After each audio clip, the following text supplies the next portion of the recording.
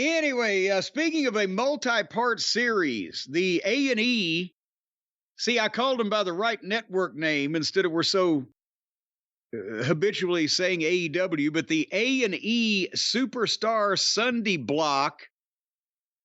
You know, I'm starting to think they have gone plumb too far down the well, that they're starting to run, the river may be running dry, because the ratings on, if you go and look at the comparisons with seasons 1 and then 2 and then 3 and 4, there's less people watching these programs because they're starting to run together to me. Aren't they?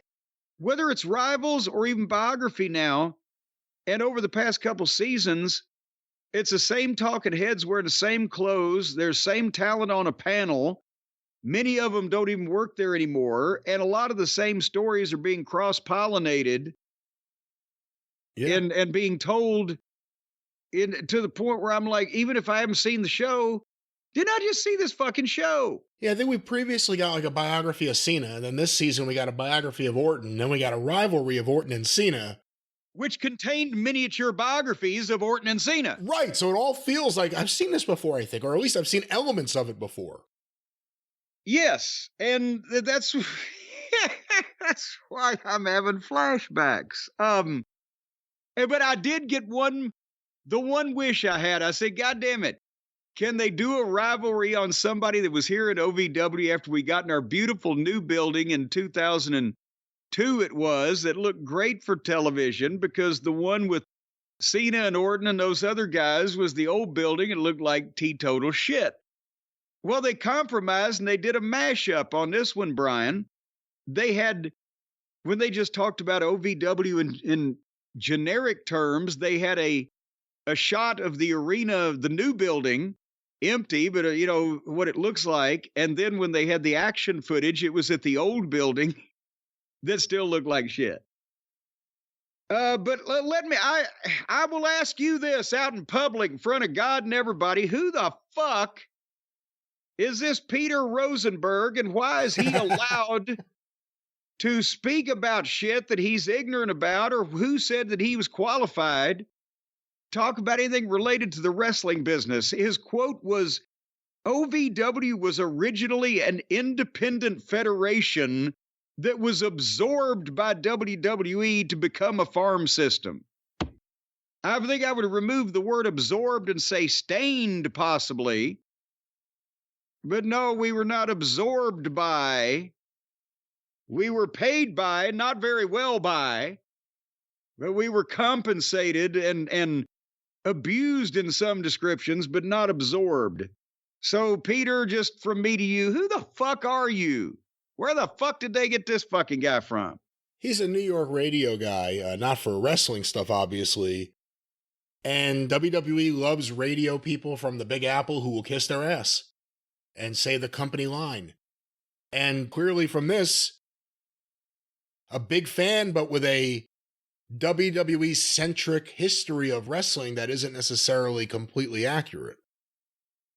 Well, that was very diplomatically said that he sucks. I mean, everyone thinks he sucks. I don't know what else you can say. Everyone hates that guy. He sucks. You know what Mama Cornette would say? He don't know shit from apple butter. That's what she'd say. That's what she'd say. So that's what she said. And that's what she said many times.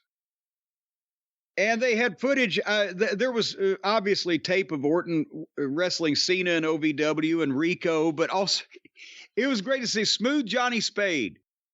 If he was around at his prime today, he'd be a superstar in fucking AEW, because Johnny Spade was like one of the on-the-job trainers. He had already been going to Danny Davis's school at OVW, and he could work. He was just smaller than the rest of the guys. He was only about 6 feet tall and only about 185 pounds. So he was painfully thin, but he could talk and had personality. So I'd put him in with the green guys because he could lead them through something.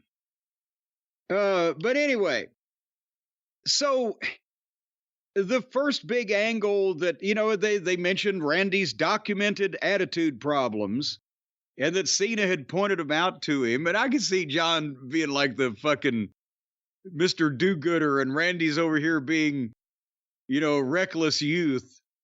But Tom Carter. You are correct, sir. Reckless Youth, by the way, for everybody else out there, one of Dennis Corluzzo's top guys in some of his shows that he would run. And that was kind of a cool name. But he wasn't nearly as reckless as they are today. He would have been a big star in AEW if AEW existed back then. But with Orton and Cena, you're going to have to forgive me. Because 2007 was the period of time where I was working for TNA and I didn't even want to see their show. Sometimes I was on it and didn't want to watch it, right? So I hadn't seen any of this era of WWE at all, really, right? Except for in these specials. But goddamn, Orton potatoed the fuck out of old John Cena Sr. with that football kick to the head, did he not? He did. That looked good. It was SummerSlam 2007, the big match. Cena won. And so Orton said, well, fuck it. And he kicked Cena's father. And John Sr. is a huge wrestling fan. And he managed on the independents up in Massachusetts. And, it was his happiest day of his life, John said, when John Jr. got his contract. So, he was. But I guess what I'm saying is at that point, then they come back the next month and they have Cena and Orton again. And this time Cena Sr. kicks Orton in the head. That was not a potato. John Cena Sr. may be a devotee of the business, but he, was never a trained worker until later in life, let's say. And so then they booked the match between Randy Orton and John Cena Sr. on Raw. And see, I've not seen this particular stuff. I may have read that it happened, when it did, but I've never seen this stuff. But this is what I'm thinking about Rivals now. When we get past 2002-ish, we're in the modern enough era where this ridiculous bullshit went on and it ruins the illusion even more than the classic programs and rivalries where everybody's talking about it being bullshit because it's just preposterous on the face of it. This isn't fucking Hogan and Piper or Flair and Steamboat or whoever the fuck tearing into each other. It's okay. Now we had reached the point where we start putting the guys' fathers in the ring in single matches with Orton. And you know what I'm saying? This is what I always liked these old shows for, is to go back and look at the old footage before it all became bullshit. Yeah. But if you go to 2007, it had already started becoming bullshit. Unfortunately, I think the cap is finally set in. They're not going to go past certain points unless it's a really, really, really big star program.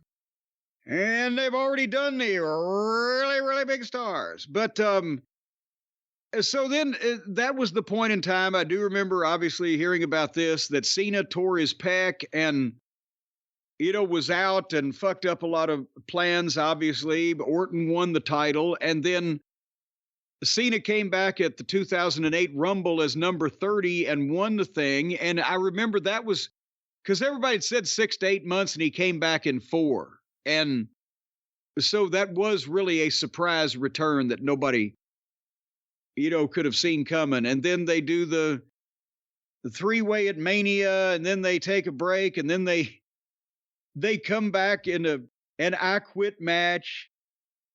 And now they've got the handcuffs and the kendo sticks and everything. So that's what I wrote. So I guess 2002 is the cutoff for me to enjoy the vintage footage before it starts looking like all the modern stuff. And then they had Hell in a Cell, and then they had 2 pay-per-views in the same month in October 2009. How the fuck did that happen? I don't recall. Apparently, Hell in a Cell was at the first of the month, and then they had an Iron Man match the last of the month, and that's where, apparently, because again, I had not seen this, Orton went in the back and played with the gimmick control board for the pyro. They had set it looked like the fucking control deck on the Jupiter 2 on Lost in Space, right? It was just a fucking special effects goddamn. We built this thing with bells and whistles, and there's a graph, and he blew Cena up with pyro. And then later on, Cena gave Orton the attitude adjustment through the desk, and Cena won the Iron Man match. But 2009 is when they introduced the guys being able to go to the pyro control board and blow each other up with the dynamite. Mark that down.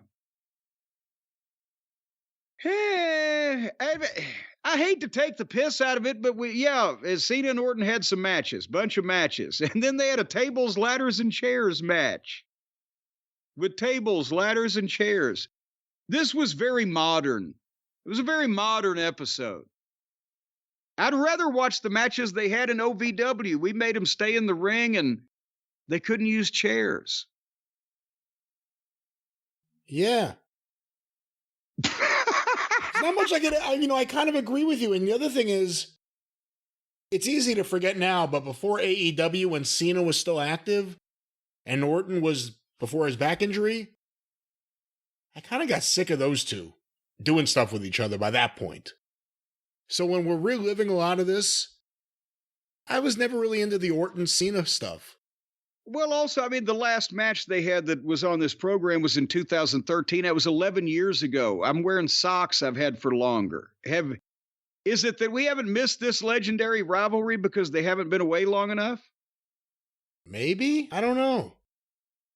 I really think there's something to, there is a cutoff point where, for good or bad, whoever was on it, Vince lost his creative team of 3 or 4 people that he would get his various ideas from and then make them do his stooge work. And it went to a team of professional writers with backgrounds in comedy and scripted drama. And we ended up with the fucking Jupiter 2 console on the pyro and, all of the fake phony bullshit and said, well, here, if I lose next week, you can face my fiance in a goddamn shave your beaver match or whatever. And that's the cutoff point that you can go back and look at the old footage and there were some holdovers. You can look at Michaels and Undertaker. That was from the late 2000s. That still holds up just fine. But for rank and file shit, everybody's falling through tables and whacking each other with blunt instruments, and there's no goddamn emphasis on the artistry after a certain point, and it gets completely preposterous. And I think that was the writers' era. We have them to thank. Well, that was Rivals, and what an exciting episode it was. What's the next episode of Rivals to watch? I don't know if it's next week, but I saw on a listing they're actually doing a 1-hour episode of Rivals on Daniel Bryan versus The Miz. You know what? Let's not shit on it until we see it. Maybe it'll be the sleeper hit, because I don't know too much about the feud. I've seen a few clips of The Miz getting mad and yelling at Daniel Bryan on that Talking SmackDown, whatever that show was. Maybe it'll be good. Well, I'm thinking when you said the word sleeper that you might have something there. I don't know if in the manner in which you might have meant,